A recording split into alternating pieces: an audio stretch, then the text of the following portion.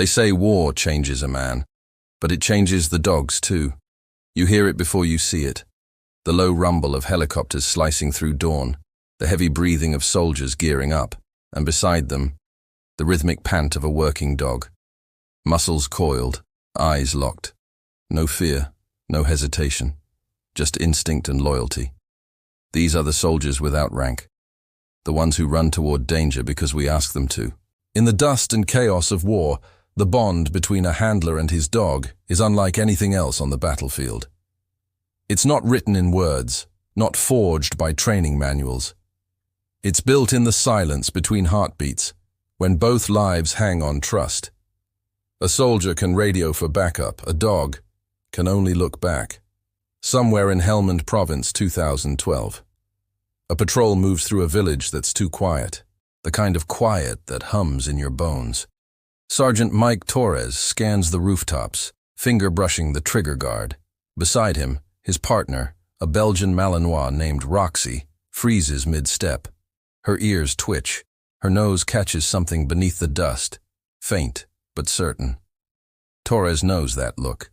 He's seen it before. That instant when instinct overrules reason. He drops to a knee, hand flat against Roxy's vest. "Show me," he whispers. She moves forward, careful, deliberate. The patrol halts. Every sound stretches thin, the weight of silence pressing against their helmets. Then Roxy sits. Not a bark, not a growl. Just a quiet signal. IED. They mark the spot, call in the bomb techs, and clear the area. That one signal saves 6 lives that day. When the team gets back to base, Torres crouches beside her, rubbing the spot behind her ear. The only moment of calm in a place where calm rarely exists. "Good girl," he says. And that's all she needs. For every soldier out there, there's a story of a dog who stood between life and death. A Labrador named Gabe, who found over 200 pounds of explosives in Iraq. A German shepherd named Lucca, who led more than 400 missions without losing a single Marine under her watch. She lost her leg to an IED on her final patrol, and never whimpered once. They're heroes who don't understand medals or ceremonies. They understand tone of voice, heartbeat rhythm, and the difference between fear and focus. In the field, time distorts. Days stretch. Nights compress into flashes of light and shadow. And through it all, the dogs keep working, searching, sniffing, guarding. When gunfire erupts, handlers don't think, they move to cover their partner. It's instinct, love in its most primal form.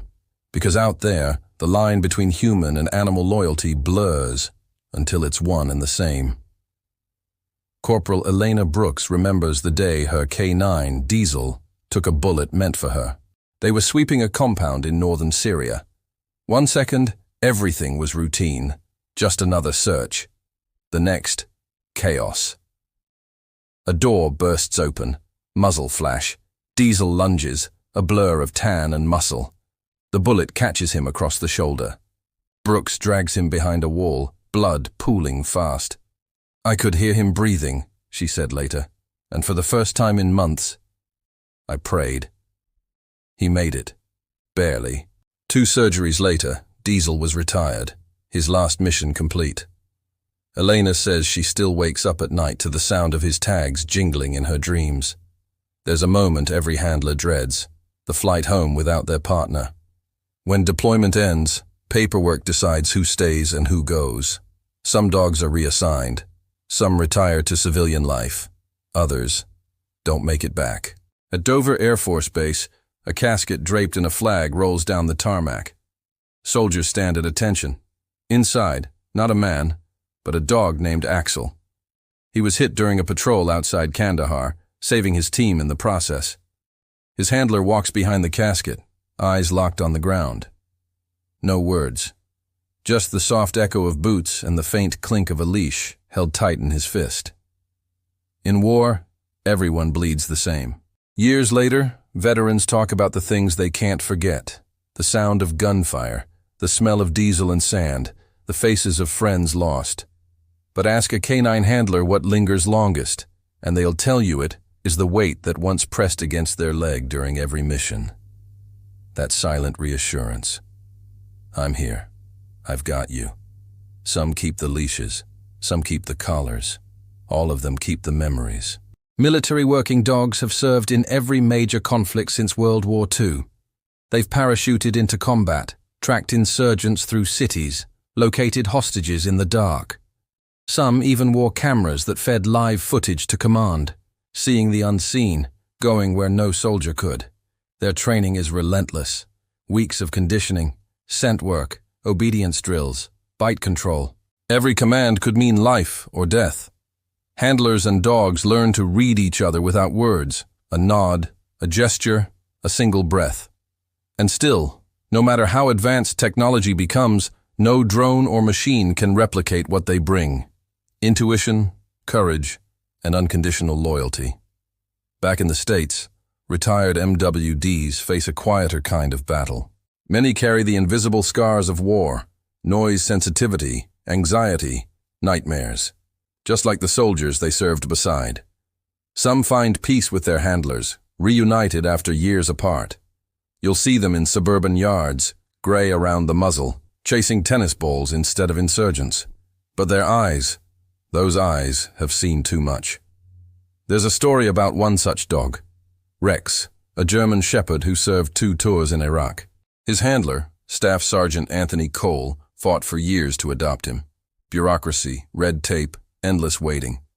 When they finally reunited, Rex was older, slower, his once black coat faded with time. But when Cole knelt down and said his name, Rex's ears perked. He recognized the voice. The tail wagged once, twice, and in that moment, 2 soldiers came home. Not every hero wears boots. Some wear vests marked, "Do not pet." Their stories rarely make the news. No parades, no medals pinned to their fur. But for every soldier who ever came home because of a dog, there's no question who the hero was.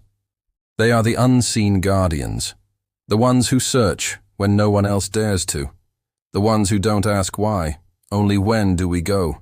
In the end, war strips away everything unnecessary. It leaves you with truth, raw and unfiltered.